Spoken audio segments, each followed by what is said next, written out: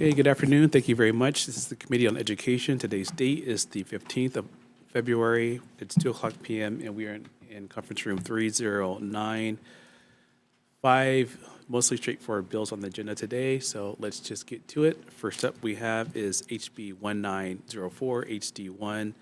This is with regards to DOE and forward placement for military families. First up we have is DOD, U.S. Department of Defense, submitting testimony in support via Zoom. DOD. Good afternoon, Chair Woodson, Vice Chair LaChica, and members of the committee. My name is Kelly Mae Douglas. I'm providing comments in support of HB 1904 on behalf of the Department of Defense. I'll stand on our written testimony, but wanted to provide a few additional comments. We appreciate the concerns that were expressed by the Department of Ed with regard to equity. Just wanted to highlight that military families already experience frequent moves, and the children, a huge amount of school transitions, far more than their civilian counterparts. So we're just trying to reduce unnecessary subsequent moves during the school year. As stated in our written testimony, the intent of the policy is not to offer an advantage or priority over other students, but simply to provide military families access to educational programs and courses at the same time as their in-state peers. With regard to the geographic exception point, just wanted to note that we did add the language subject to the available space at the beginning of section 4 to address that concern. So just wanted to provide those additional points of clarity. I'm standing by for any questions that you might have. Thank you. Thank you for your testimony. Next, we have Department of Education offering comments in person. Good afternoon, Chair Woodson, Vice Chair LaChica, members of the committee, Tammy Chun, Deputy Superintendent for the Department of Education. We submitted comments on this bill, and we requested some revisions. This was discussed this morning. This bill was discussed this morning at the Joint Ventures Education Forum. We discussed DOE's position on it. That's reflected in the testimony, and are supportive of the bill if it has changes as requested. Thank you. Thank you for your testimony. Next, we have AG's office offering comments via Zoom. Oh, in person, sorry. I do that every time. Okay. Good afternoon, Chair Woodson, Vice Chair LaChica, members, Ann Horiuchi from the Department of the Attorney General. As we set forth in our testimony, we noted that the new paragraph A5 creates a new exception to the requirement that a student attend the school of the service area where the student resides. We think the exception may be a bit broad, and that it would require the DOE to accept an application for enrollment without the need to establish current or future residency within the school district. In our testimony, we've provided a suggested revision that we think might address that concern. I'll be available for questions. Thank you. Thank you so much for being here. Next, we have Hawaii Military Affairs Council in support. And we have Special Education Advisory Council in support in person. They're here. Rep. Woodson, I'm Susan Rocco. I'm standing in for Martha Guinan, our chair, and we had comments.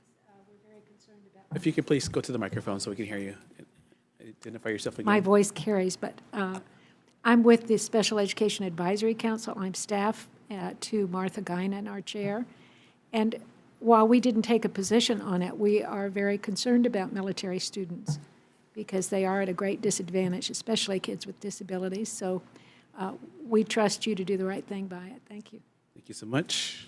I don't know what that means, but take it under advisement. That's all I have. Anyone else wishing to provide testimony for HB 1904, HD1? Seeing none, members, are there any questions? Okay, seeing none, moving on to HB 2083, HD1. This is with regards to school meals and its incentive program. First up we have is Department of Education offering comments. I should mention that today is a deadline day, so we're going to be moving quicker than normal, but please go ahead. Hi. Good afternoon, Chair and committee members. Audrey Downer for Deputy Superintendent of Operations, Kurt Kodoguro. We stand on our written testimony, and I'll be here if any questions. Thank you for being here. Thank you for your testimony.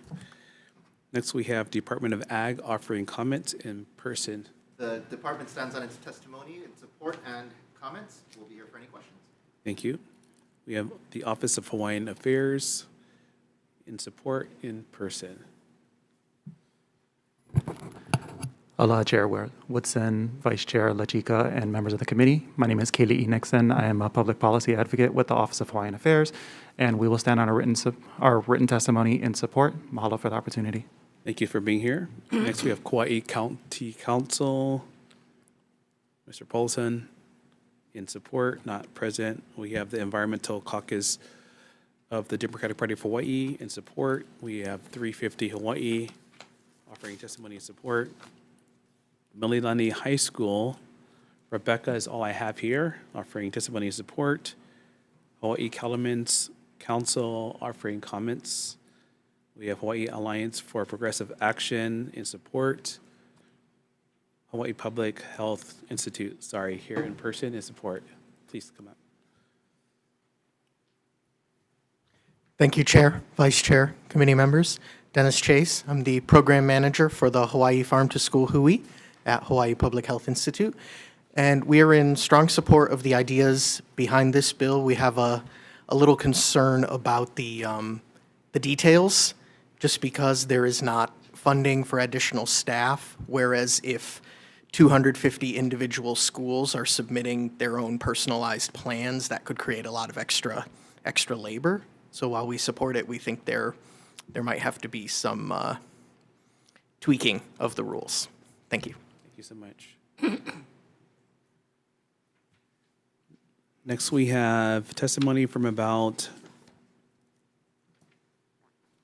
actually, it's 100 plus individuals.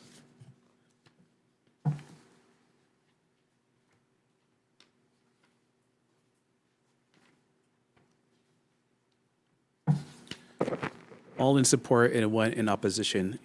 Would anyone else like to provide testimony for this proposal, HB 2083?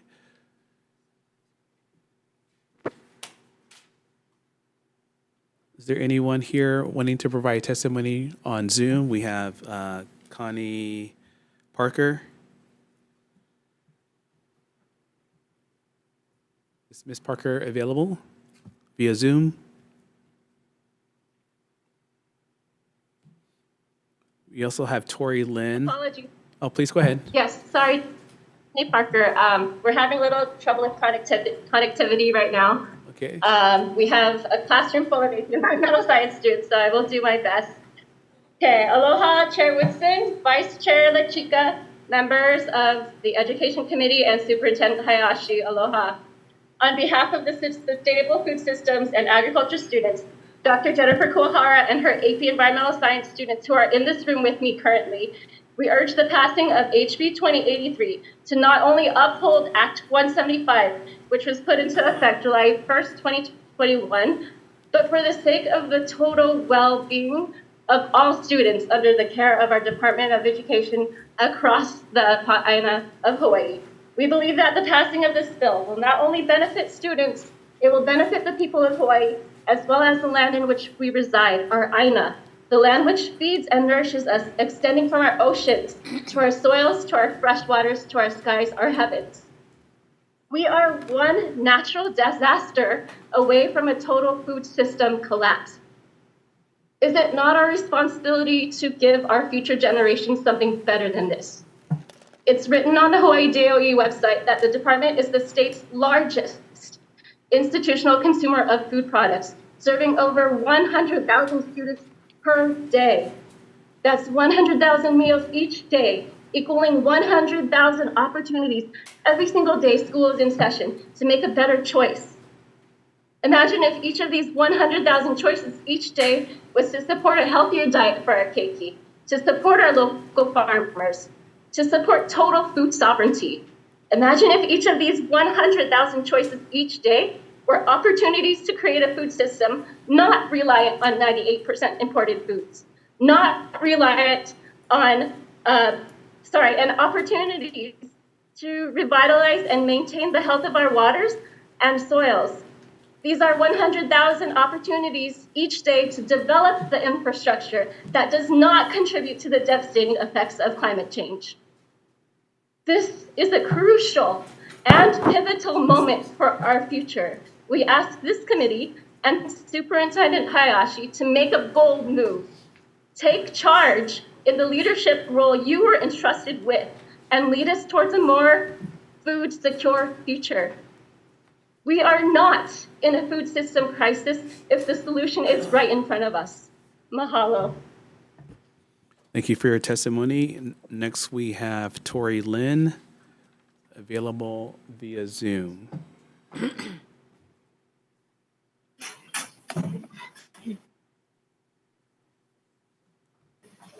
Local Chair representative of the Policy Education. My name is Tori Lynn.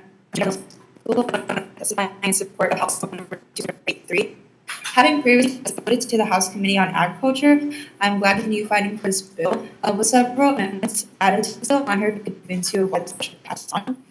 It states and specifies that this plant-based meal will consist of minimally processed food and exclude all animal products. This gives students an opportunity to learn and experience what a plant-based meal is like. With some elective classes here in Mill, like Sustainable Food Systems class and its own AP Environmental Science class, is to be very educational to many students on campus. And even influence them to bring this type of lifestyle at home to their other family members. Even if most students are not in this class, they will at least have more awareness in schools and of the efforts to have more locally sourced food meals. I was reading the Superintendent Hayashi's written testimony, and he was saying how we do not have the sources now to provide all locally grown food for 257 schools statewide at this time. But I just want to urge you all that it does not have to be a super big leap in that sort of locally food. There are amendments that can be added to be more of a slower approach if that is the main concern right now as of sustainability. But I do encourage you to consider passing this bill, HB number 2083. Thank you for the. Thank you for your testimony. Next, we have Lizel, available via Zoom.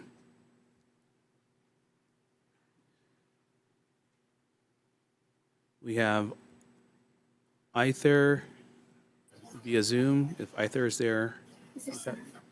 Oh, please go ahead, Lizel, go ahead. Please go ahead.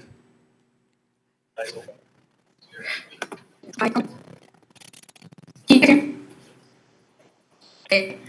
Aloha, Chair Wilson, and member of the House Committee on Education. My name is Liza Gutierrez, and I'm a student here at Moline School. I am testifying in support of the House Bill number 2083.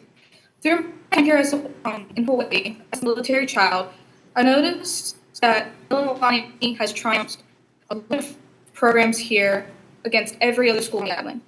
I was astounded about what the school can provide for its students. However, during such time, I noticed that there is a definite problem when it comes to the habits with the environment that are not regulated statewide and does not serve the benefit of students here.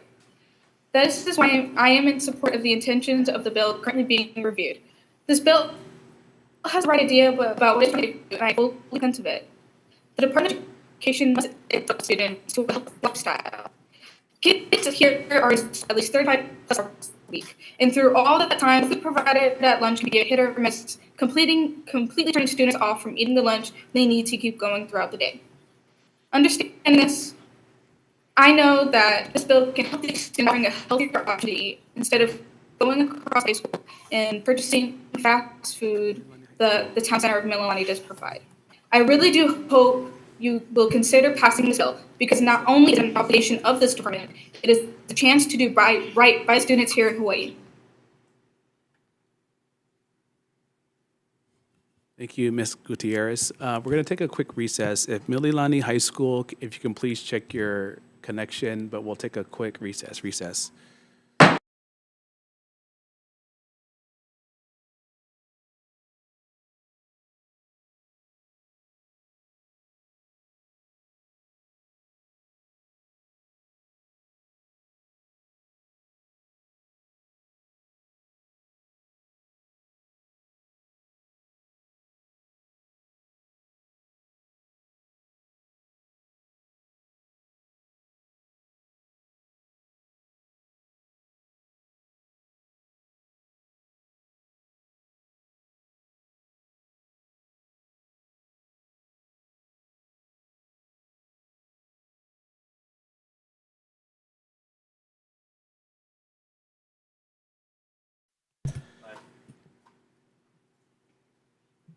Okay, good afternoon, reconvening.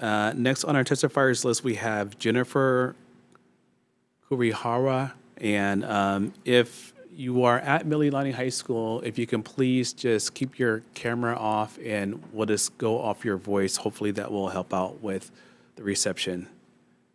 Is Jennifer present? Not present. Okay, next we have Aliana Takara via Zoom. Hello. Aloha Chair Woodson and members on the House Committee on Education. My name is Eliana Takara. I'm a junior at Milani High School, and I'm testifying in full support of this bill because I believe it is incredibly important to teach kids from young ages to be environmentally conscious of the foods they are eating. As someone with two little sisters who are both just barely starting kindergarten, I want nothing more than to see them grow up in a public school system with a food system that teaches them the importance and impact they can have just based on the lunches they eat. And if we can offer them plant-based options, they'll grow up accustomed to a more balanced diet of meals both with and without meat. This way, they and all of their children will grow up with awareness of the fact that they can make a difference in our future, starting with their lunch. Additionally, I would love to see the locally sourced requirement of the bill pass as well, because if we can also offer this coming generation with food that originates from where they come from, children like my little sisters will grow up with a connection to their culture and their roots. Not to mention the environmental benefits of reducing imported foods from the mainland. So in closing, I hope that you will consider passing HB 2083 because it would truly change the lives and perspectives of our next generations. Mahalo for the opportunity. Okay, thank you so much. And so for the rest of the students, go where Eliana is because the reception is better. So go to her specific location so we can hear you. Next we have Kirsten McNeil, not present. Okay. We also have Julia. Julia is present.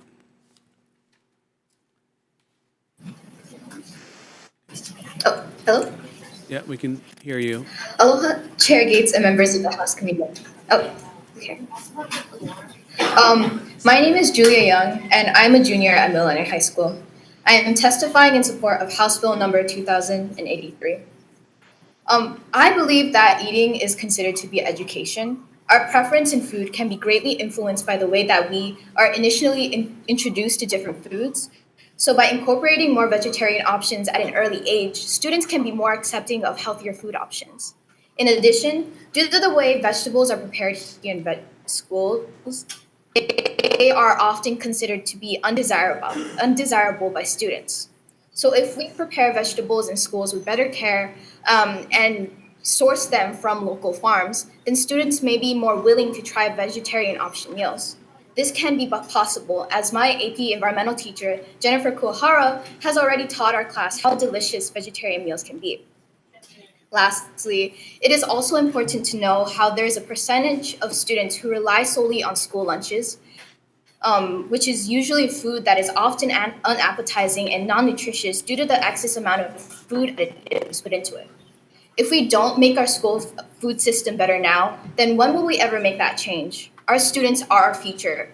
By making a change starting with the schools, no matter how big or small, I hope that the change would grow to become something greater, something more substantial for the rest of our community. Thank you for the opportunity to testify. Thank you for your testimony. Next we have Quincy. Quincy is present via Zoom. Please go ahead. Aloha, can you hear me? We can hear you.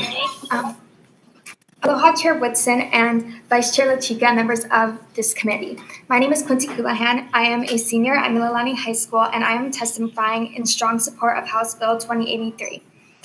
I'm able to acknowledge that this bill is extremely supportive of our land and our communities and our farmers, but where I really see the impact that it would have every day is with the students that I surround myself with at this school. I see how so many people rely on these lunches as possibly one of their only well-rounded meals of the day. And it seems very wrong to me that so inaccessible to so many for being not matching up with many people's dietary restrictions, but also just not being appealing to so many students, and students are not eating throughout their entire day. And I think that this bill would allow that school lunches are inclusive for all students, which is something that I think should be a given, considering that we are here all day learning, and we should all be given this opportunity to have something that feeds us and sustains us throughout the day. I also think that you can see how strongly this bill would benefit students through the Meatless Mondays bill that was passed in New York City, which created what it says in the title, 1 day a week, where students are given meatless meals. And not only was this seen to be well enjoyed by students and healthier options, but it was also really shown to change the mindset of these students that were eating these foods, and to make them become more aware about the food that they are eating on a daily basis. So this bill would not only benefit students in school now, but they would be able to carry on what they learn into the future. So this will benefit our entire society as these students graduate school and carry these ideals with them into their future life. Thank you for allowing me to testify on this bill. Thank you for your testimony. We greatly appreciate it. Next, we have Regan. If Regan is available.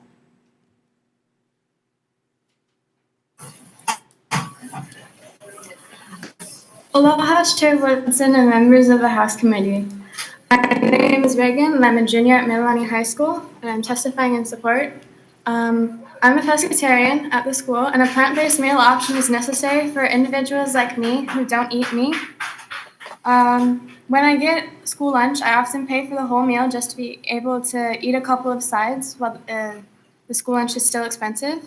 I also can't make home lunch every day, so I often end up hungry at school since I can't eat the lunch provided. Not being able to eat affects my academic performance and my mood daily. At the end of the days that I can't eat lunch, I'm tired, hungry, and can't focus. More often than not, I end up falling asleep in my classes due to a lack of energy. When I do eat, it is often food provided by teachers or friends. Teachers shouldn't have to use their own money to feed their own students. This is the responsibility of the school, not the teachers.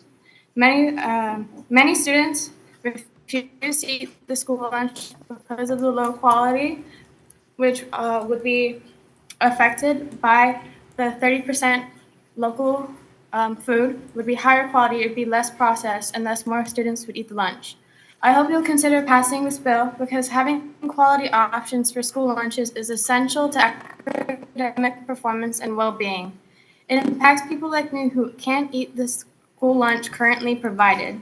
Having a plant-based meal option for the student body will give people like me an option to eat the lunches. Thank you for the opportunity. Thank you, Reagan. Next, we have Sanissa. Sanissa there via Zoom. Hello? We can hear you. Okay. Hi, my name is Sanissa Domingo, and I am a junior at Mililani High School, and I'm testifying in support of the intent of House Bill number 2083.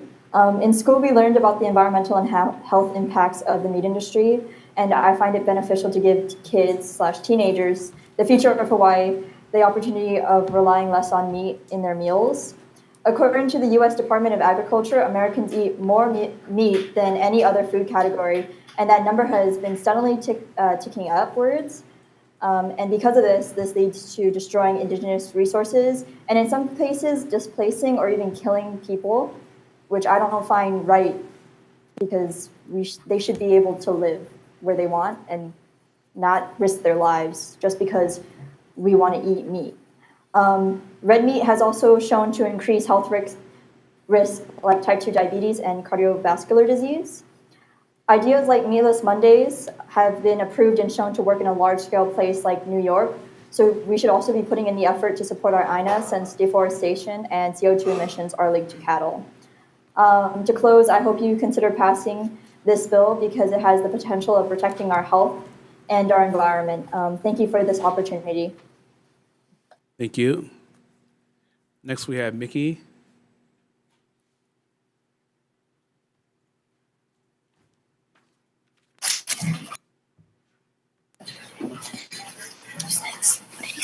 Hello, committee and chair members. Thank you for giving me the opportunity to testify. I'm in support of HB 2083. I come from a family where food is very important of how we show that we care for one another, because in the past we have had, my family has had struggles where we hadn't had enough to eat. Local foods have much more nutrients than imported foods because they're harvested. They, they are harvested. The time it takes for it to be harvested and get to people's plates is a shorter amount of time than imported foods. Imported foods also have higher are higher in fat, sodium, and sugar, which are much more addictive and cause kids to develop unhealthy food choices. In the past 30 years, hyper-palatable foods, or foods high in those addictives, have dramatically increased in our food supply. And along with this increase came the increase in obesity and diet-related diseases.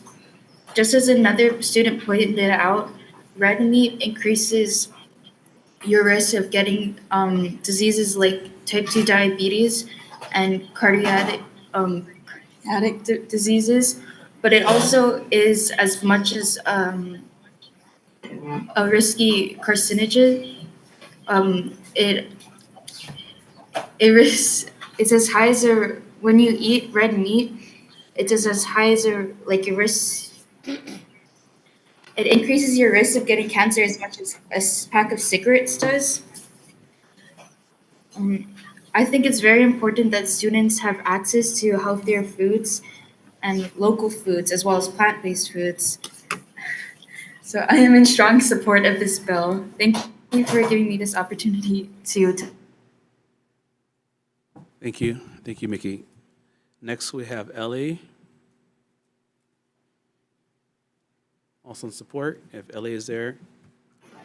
Ellie Ryan. Hi, I'm Ellie Ryan. I'm a senior at Melanie High School, and I am in support of House Bill 2083. To me, this bill is promoting healthier meals in schools, and specifically by using locally sourced products. Also very inclusive and encourages people to reduce meat consumption. And personally, I very value my health, and I think food is not only a right, but something that we should all enjoy. And I don't think that we get the opportunity to explore what we like in school because we're fed the same 3 meals that honestly don't look quite appetizing to me. And yeah, so thank you so much for hearing me out. Thank you for your testimony. That's all I have. Is there anyone else wishing to provide testimony for HB 2083 HD1? Seeing none, members, are there any questions? Oh, please. Hello. Jada. Yeah, we have you on the list. Go ahead. Go ahead, Jada. Hello, Chair Woodson and members of the House Committee on Education. My name is Jada Sakota, and I'm a junior at Mililani High School. I'm testifying in support of Bill number 2083. As someone who has grown up in Hawaii for their entire life, I feel an incredibly strong love and care for the island of Oahu and the Mililani community. As a student here at Mililani High School, I feel that it is very important for me and my fellow peers to have quality food that is not only accessible for us to eat, but can also help the environment and my community. Many students here are not willing to eat school lunches, whether this be because the food doesn't look appetizing or because it simply doesn't look good. This leaves many students with no real food to eat for an entire school day, lots of food waste, and causes many issues for students at school and the environment. This bill has the power to start change not only at Mililani High School, but for the entire community. I feel extremely passionate about this bill and the things that it can accomplish. Thank you for giving me the opportunity. Thank you so much. Is there anyone else? Please go ahead. Yeah, sorry. Okay. Yeah, right. And then the Okay, I got this. Go ahead, we can hear you. Aloha, Chair Wilson and members of the House Committee. Okay, can I go? Should I go? Okay. I think I have bad connection. Okay, I'm sorry. The internet wasn't good at working. This one? You want to try my computer?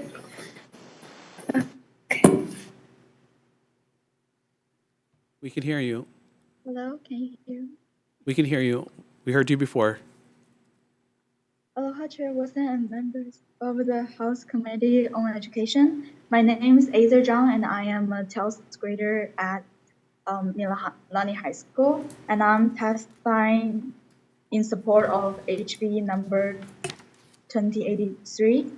So I hope you will consider passing HB number 2083 because it's the change of sustainability that must start now. And as we consider that, it is important to take a step towards positive enforcing of environmental sustainability and institutional enthusiasm.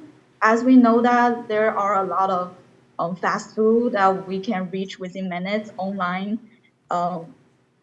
through students' cell phone, it is really important that we could provide a healthy meal plan within the institution that also ensures the quality with non-industrial editing materials within the foods itself, that it could be a frontier of combating environmental injustice as we steadily strive towards the goal of reducing unnecessary meat consumption and also composting recyclable food waste. This bill is not only a bill that will raise the interest of students to participate more in the cafeteria process, but also offers some small business like the local farms itself a chance to have a trustworthy place that they could support their business as return with quality food. That as we support each other, the food system of every school can be a creative and advanced choice now for daily basis engagement for students to build relationship also found within the school itself at a community level. When we evaluate the ability of the cafeteria, that when it comes to a more delicious but healthy food option, that it can compete with the restaurants, but at the same time from the strong official government places that we able to show that as an official trustworthy system, we also have delicious but healthy food for everyone within the community, and it also raises the pride and overall connection of people and authority. It is an opportunity to modify and advance the method of institutional cafeteria system, allowing students who might have trouble with the meals currently having, like the vegetarian, they might need more optional friendly meals, that it is a chance to not always staying starving in school, but also it is a good change that as the student and the future of society that we're able to implement a positive change from step into the society. Maloha for the opportunity to testify. Thank you, Aether. Okay, is there anyone else?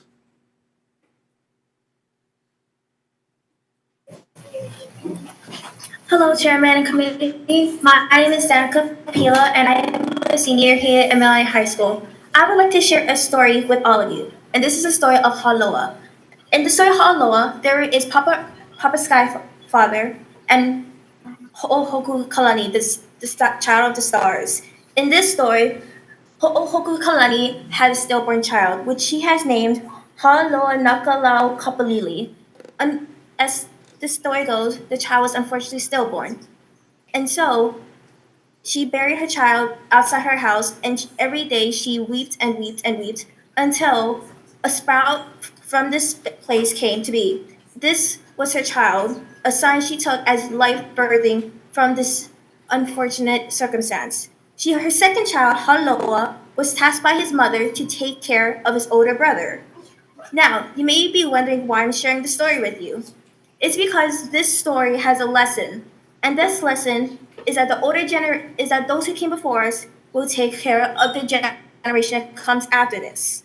You, as our committee, you have a responsibility to cater to your island's needs, but you also have a responsibility to cater to generations that come after you.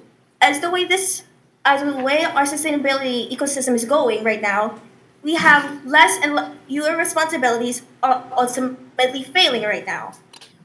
You have a mission. Your mission is to help us be able to provide for the generations to come after us. And unfortunately, we cannot do that. Our ecosystem, our sustainability, our farms, our schools, the children that you're meant to support don't have many options in order to help provide for those that come after us. As it stands right now, our meals are ultimately not satisfactory to many of us. Some, as you heard before me, have gone days, will go through the entire school day without having a meal. Some opportunities will only rely on school meals. But if they aren't able to eat school meals because of how it tastes, how it doesn't satisfy their needs, how it just does not fill in that hunger in their stomach, then that is a failure on your end. So I urge you to help support Bill HB 208, which will ultimately help satisfy our community, our schools, our children, your future, which you are failing at this moment. Thank you for letting me testify on behalf of all of them. Thank you, Becky. You had some good points there. Okay, anyone else?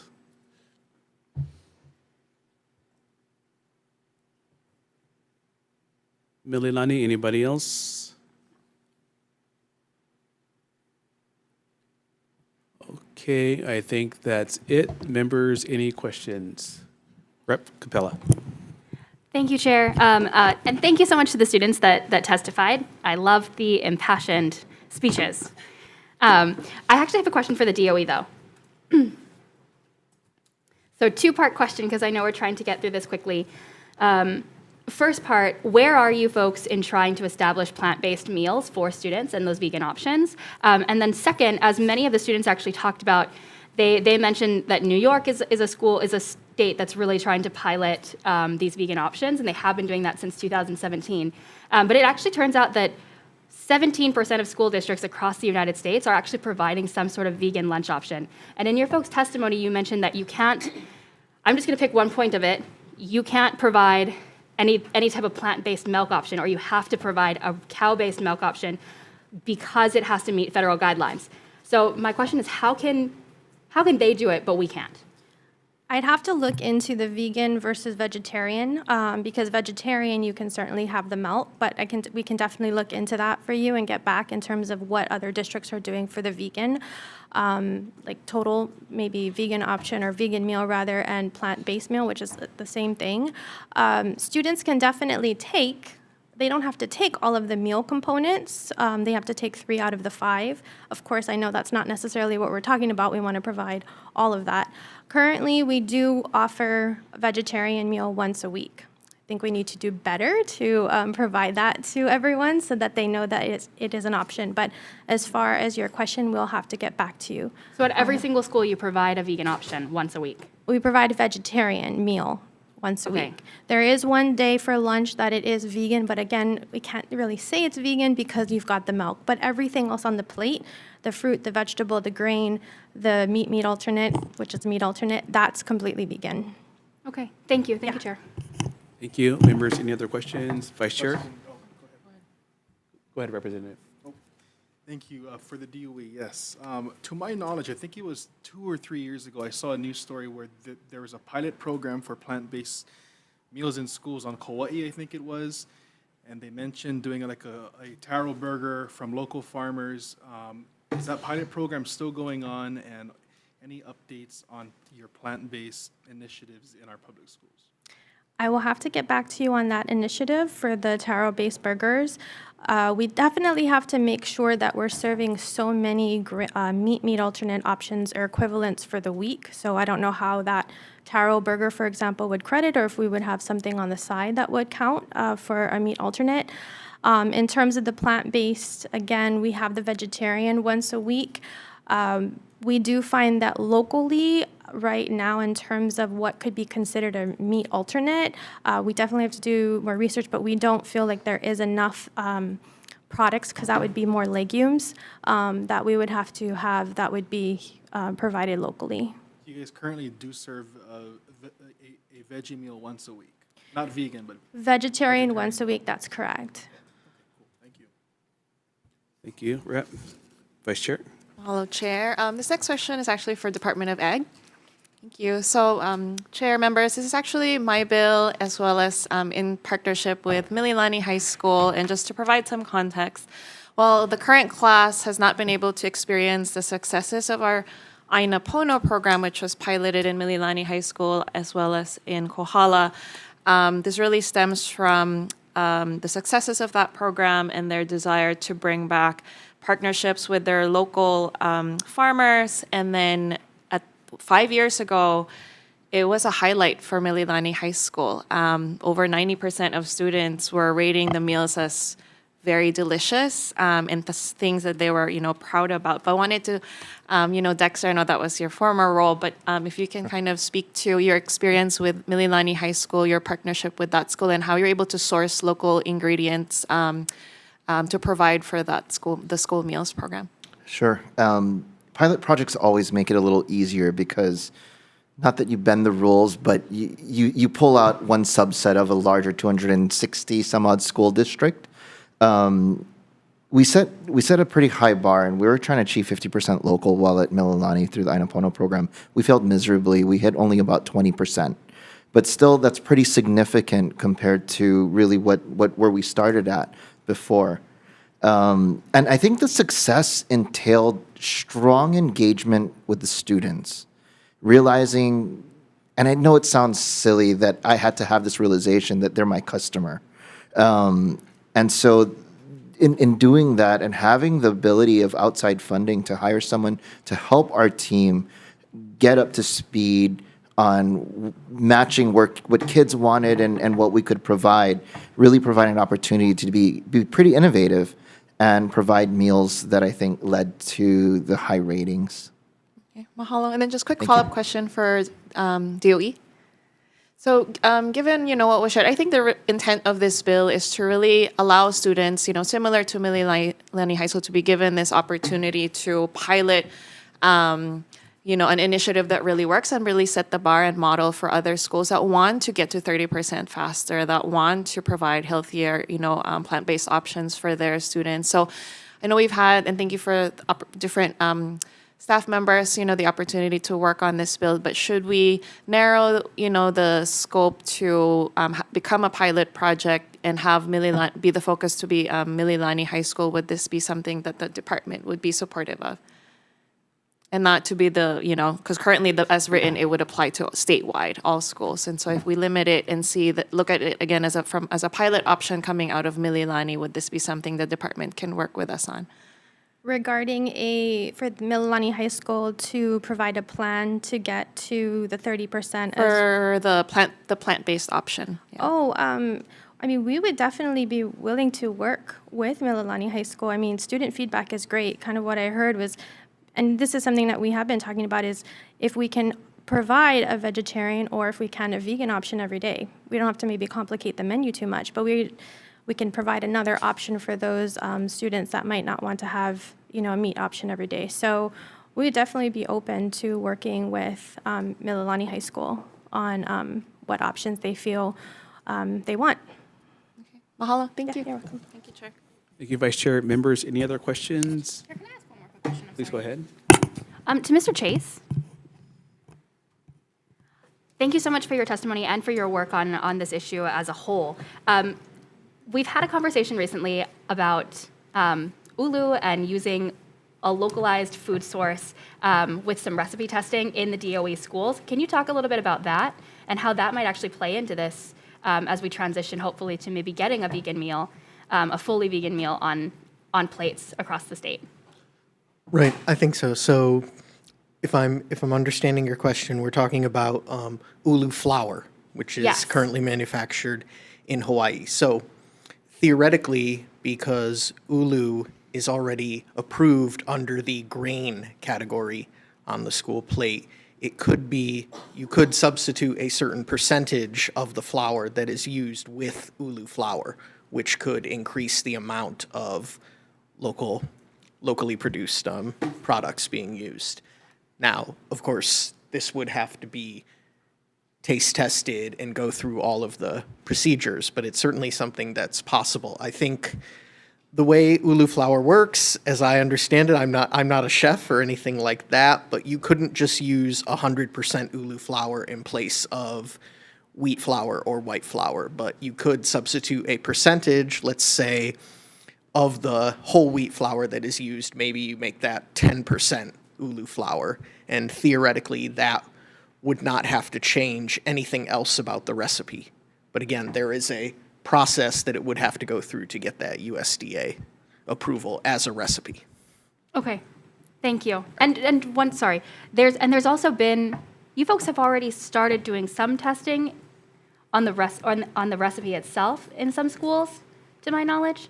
So there's a set of recipes that were developed using local ingredients under a program called Team Nutrition at the Hawaii Children's Nutrition Program, and those recipes are with the USDA, may have been approved or are about to be approved.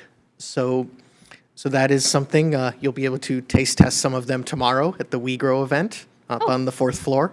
But yes, that's something that that is just about to the end point. Okay, thank you. Couldn't you imagine a kalo burger with an ulu bun? Thanks, Chair. Thank you for that. Members, any other questions? Okay, seeing none, we're going to move on to the next bill. We have HB 2514, HD1, teacher housing. First, we have DOE in person offering comments.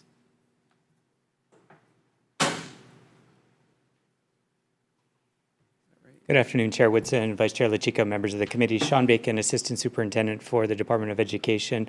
We stand on our written testimony offering comments and be available to answer any questions. Thank you. Thank you so much. Next, we have HSTA in support via Zoom or in person. Okay. Good afternoon, Chair, Vice Chair, members of the committee, Osatui, President HSTA. We've heard it from our principals, the school year starts and suddenly the teacher is not able to start the school year with the students because they don't have anywhere to live. And so off they go and you just have a long-term sub. A lot of our locals want to become educators, but they don't have the means to afford the rent and so forth in our state, and they have to move off and teach in Texas or other places. That's really a disservice to our keiki. Anything we can do to help get our teachers into housing here so that they can be in our schools here is greatly appreciated. I ask for your support. Thank you for being here. Next, we have HGEA offering comments. And we have the Democratic Party of Hawaii Education Caucus in support. Anyone else? HB 2514. Seeing none, members, any questions? Seeing none, moving on to HB 2730, Department of Education and Anti-Bullying. First up we have is Department of Education offering comments. Good afternoon, Chair, Vice Chair, and members of the committee. Annie Kalama, Assistant Superintendent for the Office of Student Support Services, testifying on behalf of the department. We stand on our written testimony with comments. We're here if you have questions. Thank you for the opportunity. Thank you so much. Next, we have AG's office in offering comments in person. Good afternoon, Chair Woodson, Vice Chair LaChica, members, and Horiuchi, Department of the Attorney General. We have a number of things in our testimony, just a couple of highlights. The references to Chapter 489, we are concerned about that. And we've noted some of our comments, and we suggested that those references be removed from the bill. Also, we're concerned that the bill's requirements could conflict with the DOE's need to establish policies pursuant to certain federal laws. We've provided some suggested language that we think would address that concern. We do have a number of other things in our testimony, and I'll be available for questions. Thank you. We've received your testimony. Next, we have Special Education Advisory Council offering comments in person. Chair Woodson, Vice Chair La Chica, I'm Susan Rocco. I'm standing in for Martha Guinan, our chair, and we stand on our comments as well. We just wanted to point out that although some of the elements of this bill seem to be duplicative, because we did amend Chapter 19 about 3 or 4 years ago, we don't really see too much said about data and the accessibility of data to the public, and that's a big issue for our council. Thank you. Thank you so much. Next, we have GLSEN, GLSEN, offering testimony and support. We have the Hawaii Disability Rights Center in support. We have Hawaii Federation of Republican Women offering testimony and support via Zoom. They're here. Aloha, Chair Woodson, Vice Chair La Chica, and members of the committee. Thank you for this opportunity to testify. The Federation of Republican Women here in Hawaii strongly support this bill. We commend the authors and the sponsors of this bill. It's a much needed bill, and we're just very glad to see this moving forward. And I stand by for any questions. Again, thank you for the opportunity to testify. Thank you so much. Next, we have Rainbow Family 808 in support. And we have testimony from about 12 individuals, all in support. Anyone else? HB 2730. Aloha, Chair. I'm Judith Clark, Executive Director of Hawaii Youth Services Network, and I accidentally put the wrong bill number on my testimony, and I'm showing on the next bill. We are in support of this bill. For 9 out of the last 15 years, bullying prevention and intervention has been a top concern of the youth who attend the annual Hawaii Children and Youth Summit. They tell us that teachers and other school personnel do not respond effectively when they witness bullying or bullying is reported by students. As one concerned grandparent told me, we are teaching our granddaughter about the issue. Last year, she reported 3 kids to teacher because they were taunting a homeless girl. My granddaughter said the teacher just told them not to do it again. The kids got nothing out of it. We strongly support efforts to address bullying and suicide among our students. Thank you for this opportunity to testify. Thank you for your testimony. That's all I have. Anyone else? Okay, seeing none, members, any questions? I have a question. No, cannot. Thank you. Okay, go ahead. Thank you, Chair, for the DOE. Okay, in your testimony, you outlined some of the policies that you're already working on in regards to bullying. You talk about your Speak Now program. Can you explain that a little bit more to anyone who might be interested in or listening and may not have the testimony in front of them? Sure. So the Speak Now app is an opportunity that we've offered to actually the public. It's on our public website to report anonymously any incident that they may see happening. And so if you actually get on the app, it'll walk you through several different questions. We have, once it's inputted, because you identify the school that you are related with or related to, the incident is related to, that principal is pinged and responds. We also have someone in our office who also gets pinged, and so we follow up as well with that principal to see if there's any assistance they may need. Okay, do you have any data that reflects how many people have reported to the app and the response? Sure, we do have some data. It's what we consider not clean data because we have a lot of people utilizing the app, which may be just a test or may work their way through and not completely finish, or may give us information that isn't enough information to follow up. So we haven't reported that out. We're seeing a little bit of an increase. We don't have data that is associated with this app regarding the response. But we are working with our IT office to kind of clean that up and see if there's something we can do to sort of update the program. Chair, if I can, one more question. Go ahead. And then my last question, how have you shared this app with the public? So it's on our website. Aside from your website, because Okay. the website's kind of I difficult understand. to navigate. I understand.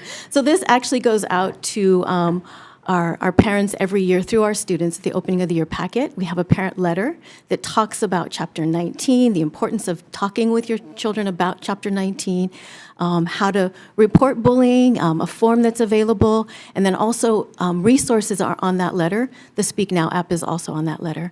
We continue to message as well to our schools and our principals that this is available and we need to get this out to everybody. Thank you, Chair. Thank you so much. Vice Chair. Question. Along those lines, and so the Speak Now app seems to be, while it's a good tool, it's unfortunately already reactive, right? It's in response to an act that's currently observed or occurring. So in addition to the letter that goes out, what is the department doing to prevent bullying from happening in the first place? It's, everybody in the entire community's responsibility. Unfortunately, we're seeing more and more reports as well as coverage from the media of it often, being too late because the fights that break out are a result of acts of bullying. And so what is the department doing to prevent this from happening? Thank you for that question. We have several initiatives that address mental health, social emotional learning competencies, and well-being of our students. In addition to our tiered supports, we have very specific and strategic support. So we we survey all of our students on the social emotional learning competencies 2 times a year, sometimes 3 times a year. Gives the teachers kind of a temperature check on where kiddos are at, what areas that they may need additional support in terms of their emotional management and their behavioral management, their grit, their sense of belonging. There are activities and resources available to teachers to respond to certain competencies.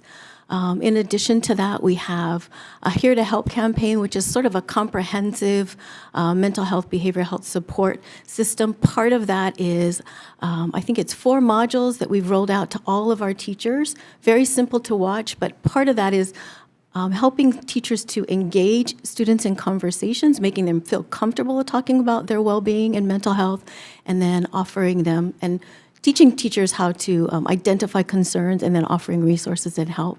So this is in addition to all of our behavioral health supports and other mental health supports that we have. Mahalo, thank you. Thank you, Vice Chair. Members, any other questions? Okay, seeing none, moving on to the last bill, we have HB 2623, DOE, and Aquatic Safety Program. First up, we have DOE offering comments. Good afternoon, Chair Woodson, Vice Chair La Chica, and members of the committee. I'm Terry Ushijima, Assistant Superintendent from the Office of Curriculum Instructional Design, testifying on behalf of the Department of Education. The department stands on its written testimony, which provides comments on this measure. Thank you for this opportunity to testify. Thank you for being here. Next, we have Hawaii Public Health in support. We have Hawaii Safety, or Water Safety Hawaii in support. We have Hawaii Water Safety Coalition in support. Alakai o Kauai Charter School in support. We have Outrigger in support. In person, they're not here. We have Leahai Swim School. Oh, please come out. Hanamoku Foundation in support. Yes, good afternoon. I'm Sarah Fairchild. I'm the Executive Director of the Outrigger Duke Hanamoku Foundation, and I'm one of the members of the Hawaii Water Safety Coalition. I stand on the testimony submitted. I just wanted to add, in addition to what the superintendent testified in writing, We are really happy that Nakamakai has been contracted to provide some ocean safety curriculum for the schools, but that's just really the first step. We need to have actual skill building. Drowning is the leading cause of death for kids 1 to 15 in Hawaii, and it just doesn't jive with our waterman culture and heritage that we have here.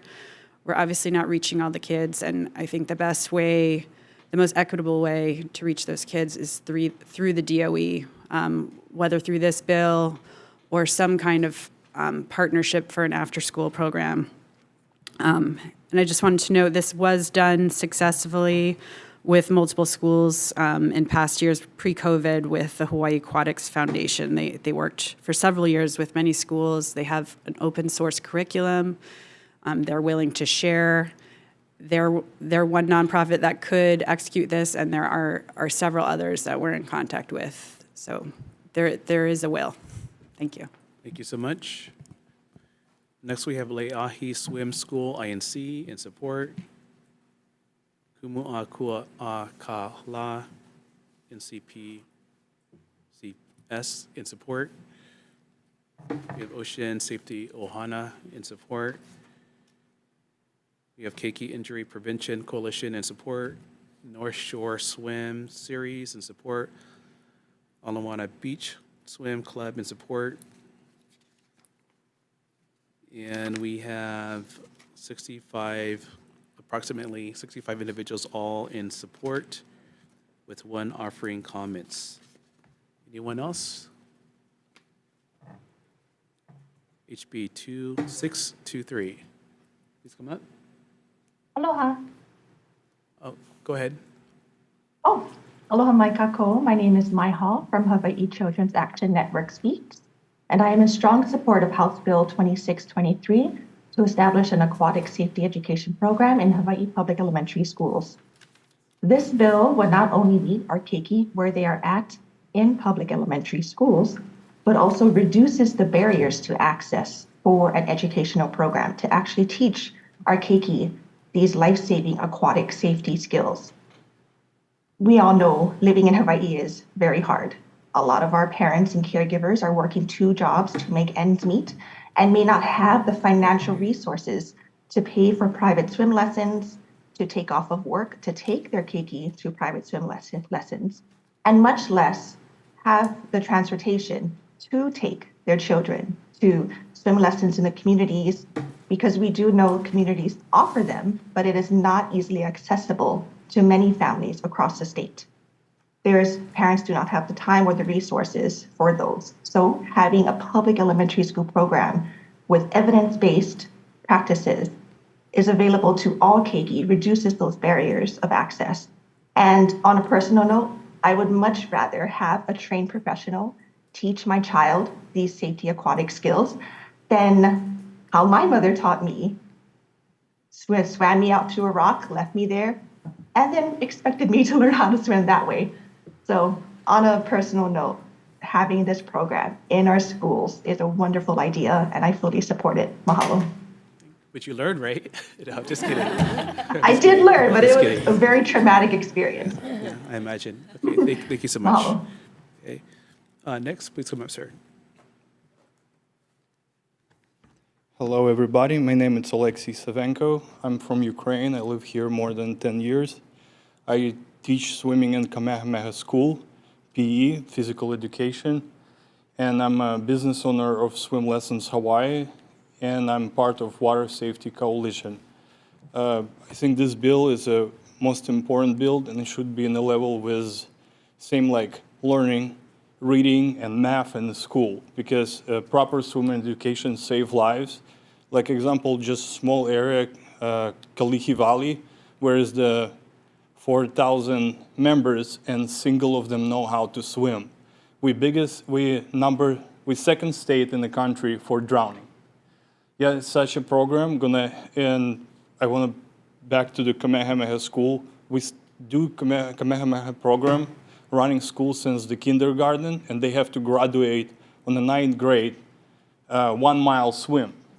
Yeah, and if we're gonna go state-wise, That's the only school, yeah, it's a private school on the level with Punaho. That's the school who win all the competition. They participate in any water activity. And that's the community who would like more healthiest, highest rate. They good at math, they good at reading, they have so many education. And if we take the look around entire state, we have 20 functional pools. And yeah, and then none of them has a swimming program. Kids after school just, like, let's say we have an anti-vaping system. That's happened because after school, people just don't know what to do with their time. And I'm not wondering, like, some area has a like high crime because they're not known other activity. After kids learn the swimming, they can transition into any water activity because swimming is like a belly button for anything. Diving, swimming, surfing. We're going to have more, and that will be a reflect on their scale of education, physical activity, making like better for, generally for education. Like I personally, when I study in Ukraine, I have a scholarship in Nuclear Power University, and my swimming take me from like the worst part of Ukraine to the part when I got the scholarship. I visit United States, I study English, and now I'm part of this community. And again, like a business owner of Swim Lessons Hawaii, we would like to dedicate our time and give the proper education to our kekis. Thank you. Thank you for your testimony. Anyone else? Members, any questions? Go ahead, Representative. Hi, I'm for the Department of Education, please. So what this bill is asking for is not swim lessons. It's just water safety and ocean safety, like education in a classroom setting. Is that right? I think it's asking for swimming instruction. And we currently do have water safety, as mentioned before, which we provide instruction for all our elementary schools to provide, as well as we provide the materials, which several years ago we didn't have the capacity to do that, but we have prioritized it and make that happen now. So that's universal. Yes. And then there must be some schools, some DOE schools that are doing like hands-on PE in pools or no? I know in my district we have schools that are immediately adjacent to our public pool. I believe there are a few schools that have worked with a nonprofit organization to do that in our schools, which is great. You know, it's their choice. They are able to provide that in their schedule to make that happen. I remember as a second grade teacher teaching on base at one of the schools, we did take our students. It was just a one-time thing, but we took them to the pool. We had a lot of support, but we had to get buses and, you know, permission forms, of course, and additional chaperones for that just one day. But just doing that one-day visit to the pool did take a lot of planning resources and a lot of instructional time also. So then is the biggest barrier financial, or is the biggest barrier time to put this in the schedule for you folks? I think the primary concern is time, because we have limited time in the school day, and we already struggle with the amount that we have to teach, and I think finances would come after that. Thank you so much. Member, any other questions? Okay, recess.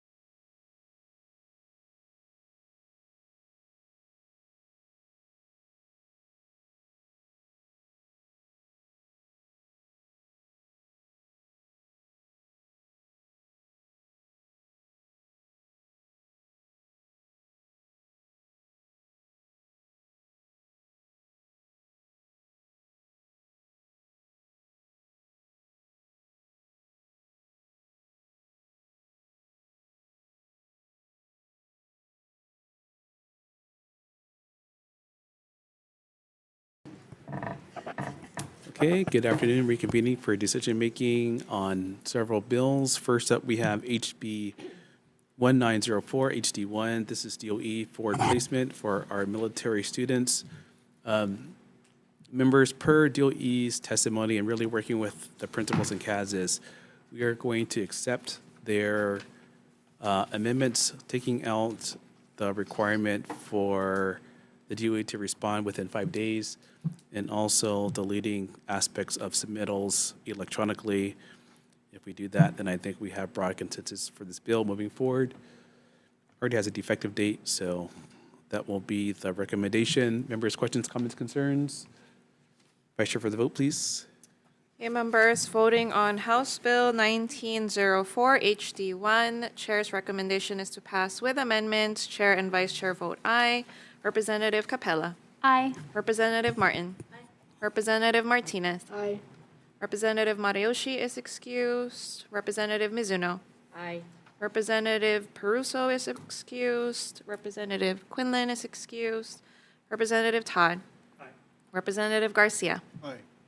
Chair, your recommendation is adopted. Thank you, members. Moving on, we are going to skip HB 2083 for now, move it to the end of the agenda. So we have HB 2514, HD1, teacher housing. Members, the recommendation is to pass unamended. Questions, comments, concerns? Vice Chair for the vote.